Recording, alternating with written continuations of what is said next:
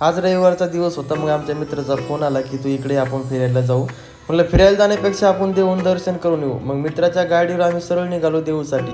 आणि जेव्हा आळंदीमध्ये राहायचो तेव्हा या देऊचं दर्शन घ्यायला यायचो आम्ही. आता 1.5 वर्ष झाले आम्ही देऊला आलो नव्हतो. मग फायनली देऊला आल्याच्या नंतर अगोदर आम्ही गेलो घाटावरती गेल्याच्या नंतर पाहिलं तर नदीला पूरसुद्धा आला होता. मग इथं हातपाय धुवून आम्ही शेवटी गेलो होतो मंदिरामध्ये. आणि मंदिरामध्ये गेल्याच्या नंतर आतमध्ये दर्शनासाठी गेलो आणि तिथं मोबाईल अलाव नव्हता. मग शेवटी आम्ही आलो शिवाय मंदिराचं दर्शन घेतलं. इथं सुद्धा फोटो काढले. आणि हा जगद्गुरु तुकोबारायांचा हस्तलिखित गाथा होता. मग जगद्गुरु तुकोबारायांचं दर्शन झाल्याच्या नंतर आम्ही शेवटी आलो जगद्गुरु तुकोबारायांच्या घरी. मग इथं सुद्धा आम्ही जगद्गुरु तुकोबारायांचं दर्शन घेतलं. जिजाबाईचं सुद्धा दर्शन घेतलं. आणि तुकोबारायांचा वाडा बघितल्याच्या नंतर आलो वैकुंठ गमन मंदिरामध्ये. आणि या ठिकाणी सुद्धा आम्ही दर्शन घेतलं. नांदुरकी झाडाचं सुद्धा दर्शन घेतलं.